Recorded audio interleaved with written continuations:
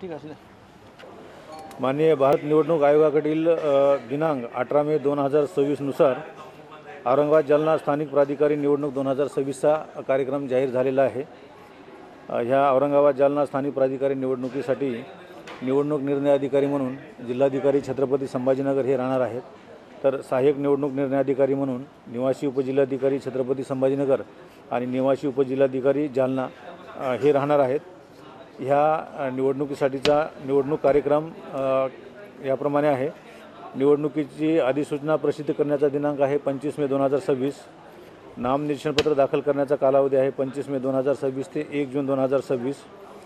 नामनिर्देशनपत्राची छाननी होणार आहे 2 जून 2026। उमेदवारी मागे घेण्याचा अंतिम दिनांक आहे 4 जून 2026। मतदानाचा दिनांक आहे 18 जून 2026।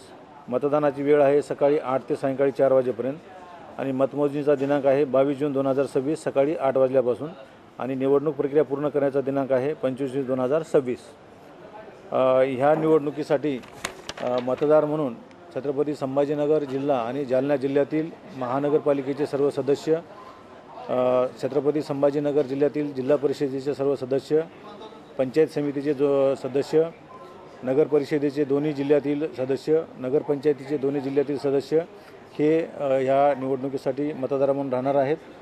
या बाबतीमध्ये संबंधित महापालिका आयुक्त किंवा CO यांच्याकडनं मतदाराची लिस्ट आम्ही मागवलेली आहेत। ते आल्यानंतर त्याची प्रसिद्धी करण्यात येईल।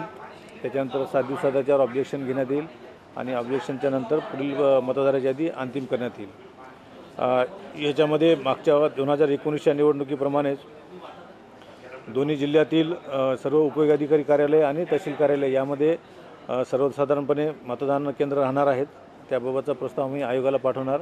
त्यांची मंजुरी आल्यानंतर मतदान केंद्राची प्रसिद्धी करण्यात येईल आणि या बाबतीमध्ये जे नामनिर्देशनपत्र दाखल करायचे आहेत त्याच्यासोबत साधारणतः त्यांचा नामनिर्देशनपत्राचा फॉर्म 2E, त्याच्यानंतर डिपॉझिट राहणार आहे 10,000 आणि SC किंवा ST मधील कॅन्डिडेट असेल तर त्याच्यासाठी 5,000, याच्यासाठी प्रस्तावक म्हणून 10 लागणार आहेत। त्यांचं स्वतःचं उमेदवाराचं शपथपत्र लागणार आहे। फॉर्म 26 मधील प्रतिज्ञापत्र लागणार आहे। उमेदवार हा त्या राज्याच्या विधानसभा मतदारसंघामधील मतदार असल्याबद्दलचा एक पुरावा लागणार आहे आणि जर उमेदवार हा राजकीय पक्षाकडून असेल तर त्या राजकीय पक्षाचं फॉर्म AA किंवा BB हे लागणार आहे। आणि या निवडणुकीचे निवडणूक निर्णय अधिकारी हे माननीय जिल्हाधिकारी संभाजीनगर असल्यामुळं यांचं कार्यालय आहे, निवडणूक निर्णय अधिकाऱ्याचे कार्यालय हे जिल्हाधिकारी कार्यालय संभाजीनगर हे राहणार आहे।